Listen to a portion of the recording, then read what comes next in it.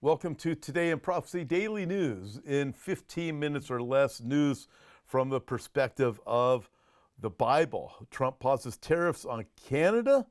Trump's suggestion to relocate Gazans to Egypt. Jordan corrects historic injustice, and there's another mass Ukrainian drone attack that triggers fires at oil and gas facilities in southern Russia. Well, let's begin here.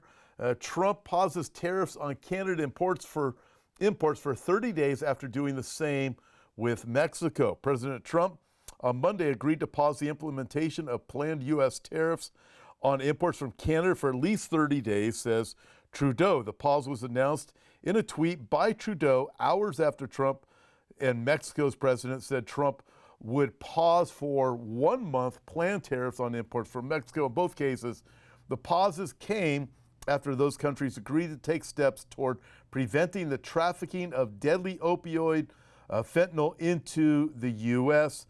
Trump on Saturday said he would impose 25% tariffs on goods from Mexico and Canada and 10% tariffs on goods imported from China. Trump had also planned to impose 10% tariff on energy resources from Canada. So it's interesting to see the Trump effect on that. Moving on from there, we have this breaking. Sweden convicts Salwan Najim for his assassinated friend Momika's criticism of Islam, and it is proof that Sharia now rules Sweden. Listen to this. Sweden has once again shown its utter contempt for free speech, justice, and the principles of a free society.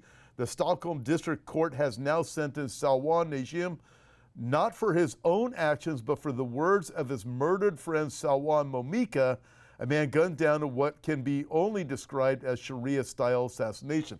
So what happened with Momika, he had burned a Quran and then he was shot for it.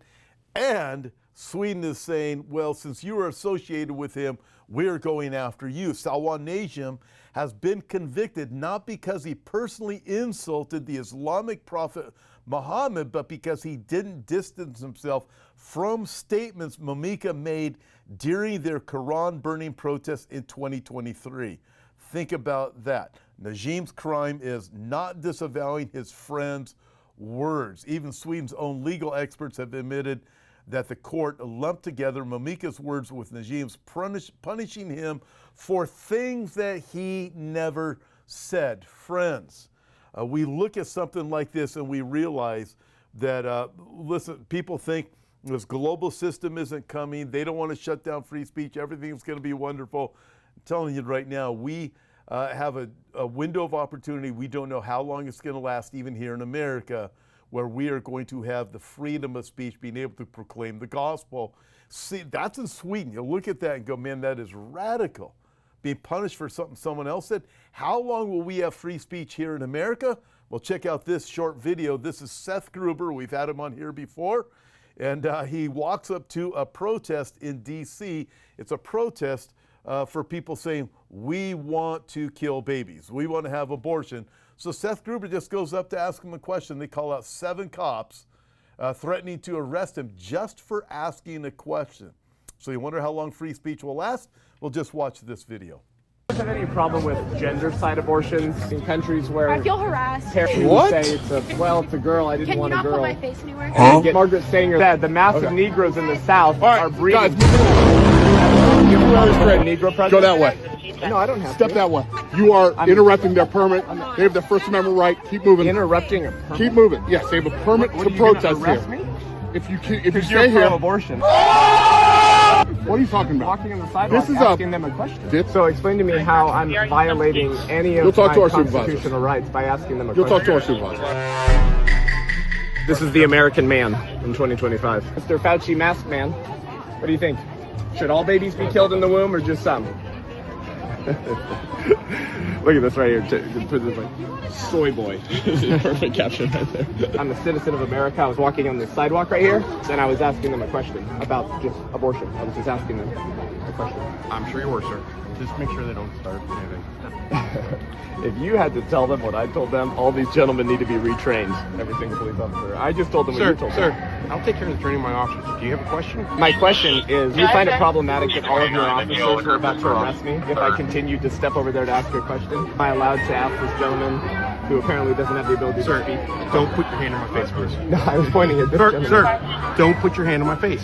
The gentleman over there, am I allowed to ask him a question? You do anything to go over and disrupt their demonstration, that's a misdemeanor arrest. This is America today, where if you stand 10 feet away from someone wearing a Fauci mask and ask them some questions about abortion, 1, 2, 3, 4, 5, 6, 7 police officers come up and will not leave because apparently you all support abortion or haven't read the Constitution. So I'll be arrested right now if I take 2 more steps over and ask a question of these pro-choice demonstrators.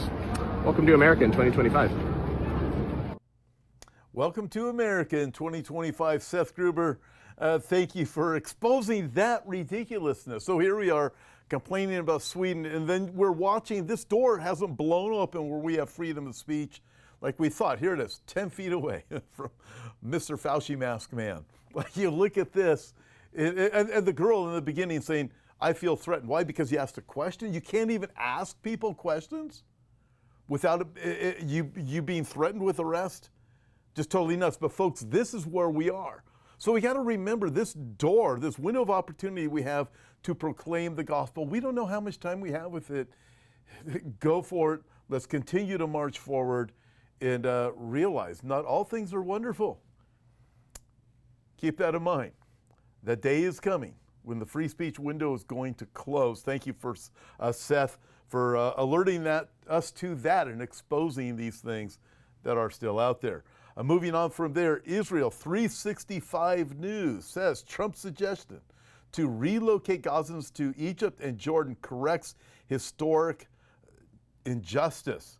On January 29, Egyptian President Abdel Fattah al-Sisi and Jordanian's King Abdullah II rejected the idea of relocating Gazans after President Trump proposed moving Palestinians from the region to the 2 Arab nations. In his initial public response to Trump's remarks, Sisi emphasized that displacing the Palestinian people from their land is an injustice that we cannot be involved in.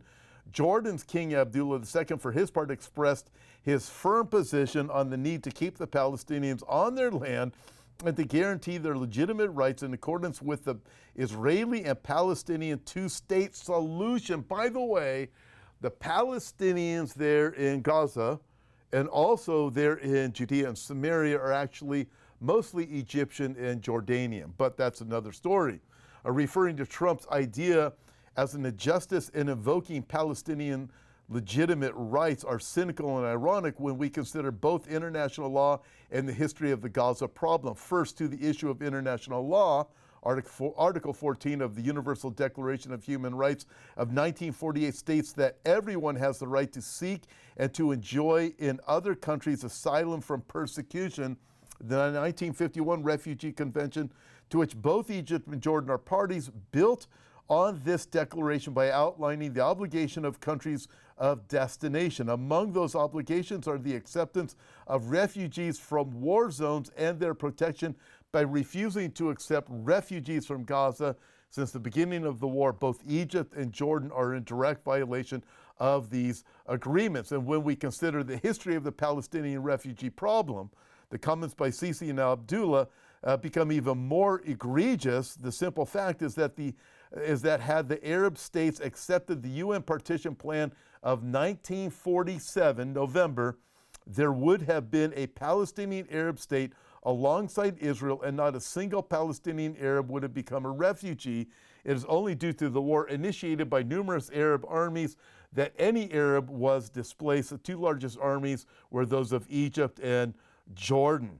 Beyond Egypt and Jordan, without which that war could never have happened. The primary culprits in the creation of the Palestinian refugee camps were the Arab leaders of that time.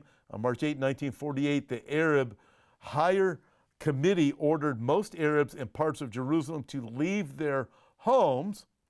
The order stated that any opposition to this order is an obstacle to the holy war and will hamper the operations of the fighters in these districts. In the words of Khalid al-Azim, The Syrian prime minister at the time, in his memoirs, since 1948, we have been demanding the return of the refugees to their homes, but we ourselves are the ones who encouraged them to leave. Only a few months separated our call to them to leave and our appeal to the UN to resolve their return. As you look at this, the absurdity of it is unbelievable as you go back to the history of what really happened in 1948 in that war. Who are these so-called refugees in the first place? And you realize Syria, Jordan, and Egypt were the big problem in this. And you have primarily it's Egyptians and Jordanians that make up the people who call themselves Palestinians. By the way, if you go back into literal history, you don't even have to look at biblical history, just literal history. It was in 135 AD that Caesar Hadrian changed the name of Judea and Samaria to Syria Palestina, giving us the English name Palestine.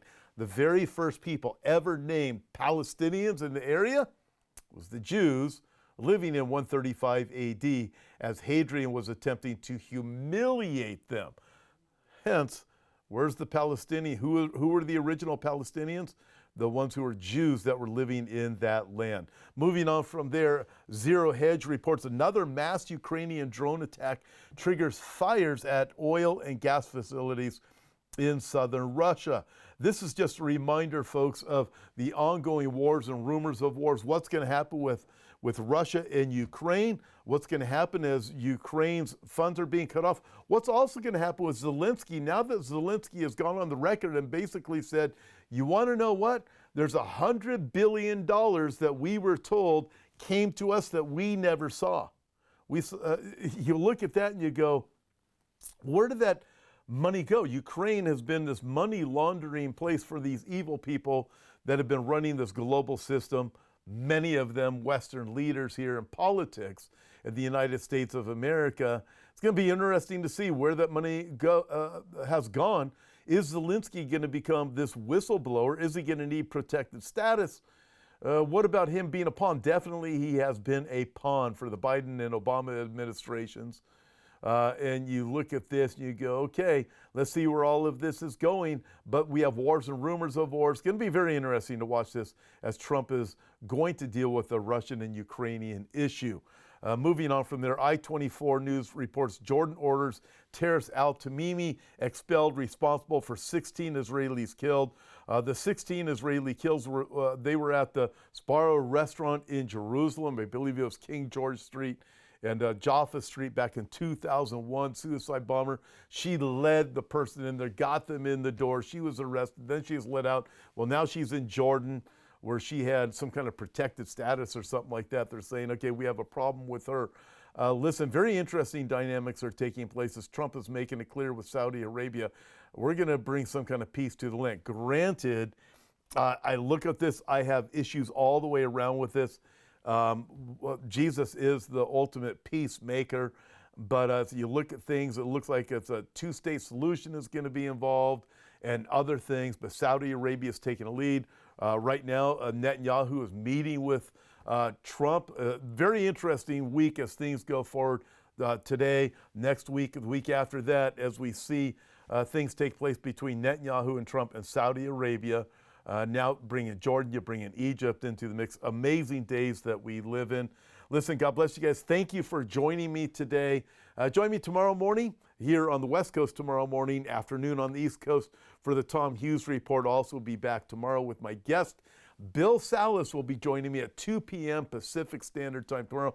We're going to talk about what's going on in the Mideast with Bill Salas. Join me then. God bless you guys. Thanks for joining me now.